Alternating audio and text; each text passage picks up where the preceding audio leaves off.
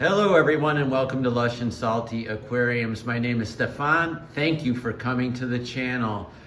Okay, I'm back at my 135 gallon freshwater display aquarium. Even though I already did a video of this, I don't know, maybe 10 days ago, if that. Tonight when I walked in, there was just something about the colors and the activity, the light. Everything was dialed in on this tank, and I was just so happy to gaze upon it. I had to share it with you, right? I don't have any like incisive tip or trick or tutorial for this video. It's more of a overview, look-see, a peek inside.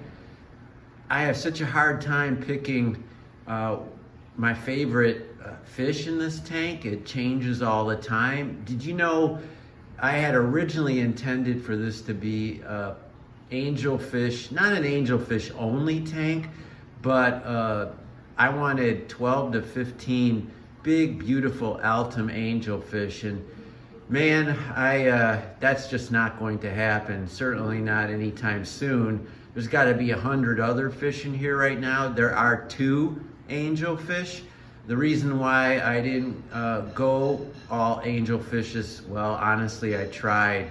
Not with the Altums, thank God, or I would have been out $800. But I bought a number of groups of angelfish, perfectly great fish. So whatever fault lies with me, but I lost them. Sometimes a couple at a time, sometimes over time. I just lost them, and now I have 2. I have this super fat female. You can see how egg bound she is, and I'm not entirely sure what to do about that.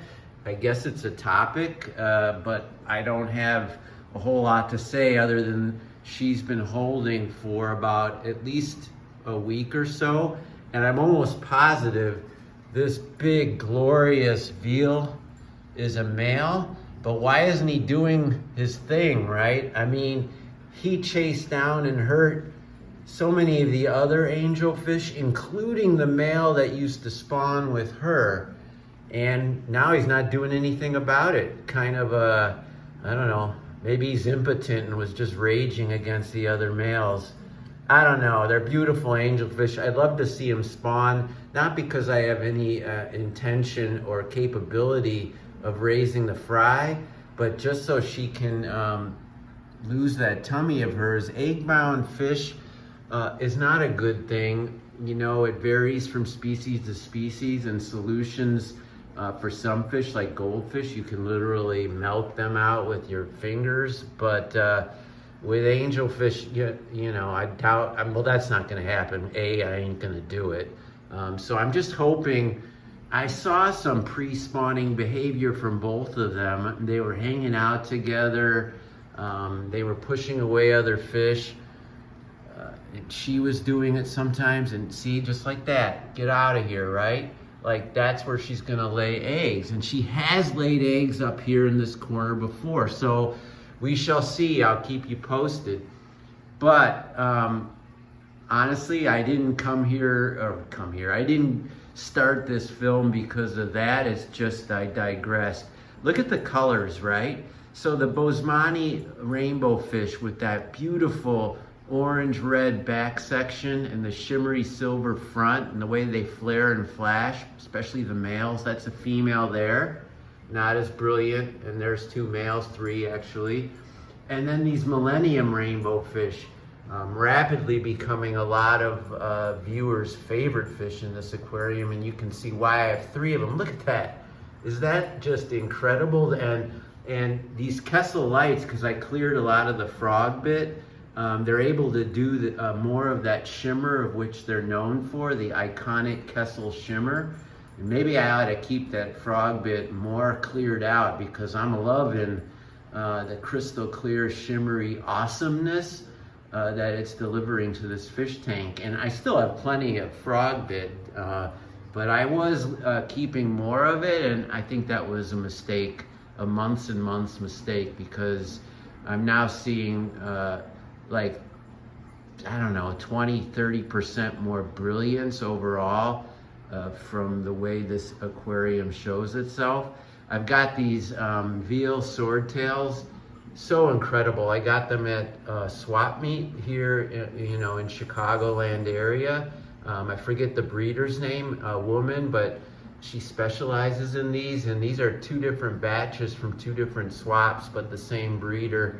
That's 3 of them there. You can't, the males and females are also beautiful. I mean, the males are a little bit more with the finnage and all, but honestly, they're just gorgeous regardless of sex. I think I have 5 of them, and you just saw 5 of them for a moment in the camera. I've got this big bruising Siamese algae eater. This is a rarer kind. I think it's called the reticulated Siamese algae eater. It's a true Siamese algae eater, true SAE, but it's silver side without the stripe. And when it was younger, it ate a ton of algae, helped keep these pieces of driftwood immaculate, which they still are, but I attribute that more to my Plecostomus, of which I have about a dozen of different kinds in here. I've got rams here. I have 4 Bolivian Rams like this. I think 2 males. I think that's a gorgeous male there. And maybe another one. There's 4 of those, and then there's 2 gold rams. One here, and then this is an interesting story, folks. I got these 2, and they were both tiny from Sydney's Angels, a wonderful man and an operation out in the far western suburbs of Chicago. And while they're both healthy and eating and showing great finnage and coloration, look at the size differential. Now, in some cases, like in saltwater tanks with clownfish, you'll get a much bigger and smaller one. As a matter of fact, that's desirable, and it will happen if you have a pair.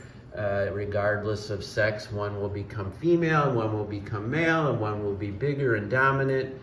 So is that what's going on here? Because I think, otherwise this is the runt, but he doesn't act like one. He's just smaller. So an interesting phenomenon. These Cardinal Tetras in the back, the way they just float on air. These are the first fish I had in this aquarium, about 30 of them. And, I haven't counted, but I have about 30 of them now. And I've got Harlequin rasboras as well. So a wonderful small fish that keeps out of trouble in terms of getting in the way of these bigger fish. They don't ever harass them, and vice versa.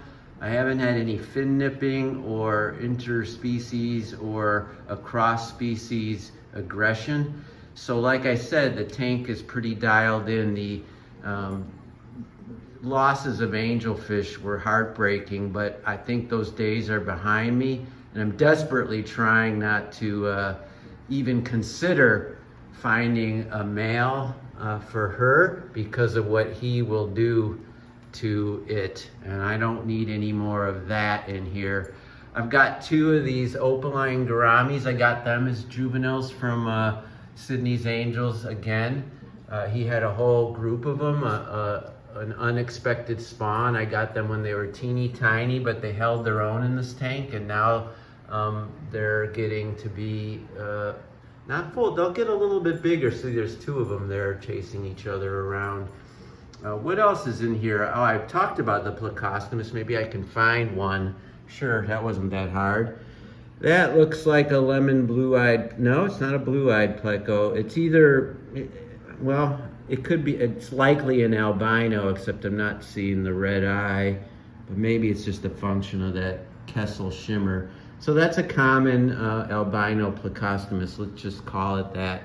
Here's 2 Starabi Corydora and a mystery snail and a rabbit snail, which is on its wrong side. He might have perished some time ago. Sometimes with invertebrates, despite having ideal conditions, there's something in the water, I don't know, but I will find them perished from time to time.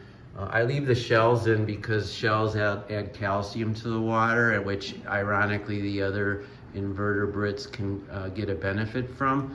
And I don't have much in this tank that will add calcium and those sorts of minerals So I leave snail shells in, including an occasional empty mystery snail shell, of which there are several mystery snails in here. I see another Plecostomus, a classic. That might be a longfin. Yeah, it looks like a longfin, but a common variety. We've got a few super reds in here. I've got some Adolphi Corydora. There's a smaller. Now that's a lemon blue. I see its eyes very blue, whereas that one, it's not. So maybe that's all the difference, really, especially at this stage. You do see a bit more of a lemon color. They tend to cost more, you know, and are supposedly a little bit more desirable from a, you know, hobby point of view. But honestly, just looking at two of them, it's 6 1/2 dozen of the other. Like I said, I mean, there's about 20 Adolphi Corydora in here, but I usually see the Sterbai more, and I want, you know, them all to coexist and be happy. But for whatever reason, the Adolphi Corydora are a little bit more elusive. Part of it is, you know, they're white color with that orange saddle, which can get a little bit lost with this substrate. I've got huge Amano shrimp. You could see one back there. I don't know how many are in here anymore. I've got a group of Coolie Loaches, and I do see them when it's feeding time. They're up in it. There's a big Amano shrimp. Let's find them. Look at that. That almost looks like a bamboo shrimp, you know, the coloration, the stripe on the back, but I didn't buy any bamboo shrimp, so that's an Amano. It's funny, sometimes they get dark like that, even though they're pretty opaque and clear most of the time when you buy them and when they're in your tank. But as they get monstrous size, they can get darker. It could also just be picking up the brown. But look at that, look at her. I think it's a her because I believe she's carrying eggs, which will amount to nothing in a freshwater tank. Now there is a Farawala catfish, no, or what the hell is that? I have a number of exotic catfish, 2 Farawala catfish. Let's see, here's another. And then I should have 2 pretty big ones and 2 small ones. And there underneath is, I think, a super red Plecostomus. So on and on it goes. You know, when my children were here for their mother's birthday last week, it was so fun to watch them all just stand in front and shoot pictures and post them on their Insta and all that good stuff. I mean, their nerdy father feels so proud when they take an interest in this hobby, and I'm glad to show them the hobby at a relatively high level. And I think this tank is, I couldn't imagine it being more awesome for a community tank. I could imagine, I suppose, a more awesome biotope or a species only tank, you know, like those angelfish, but it's hardly a complaint. I'm very, very pleased. I hope you found this to be fun and a joy to watch, as it was for me to film. And as always, everybody, keep your hands in the tank, and ciao for now.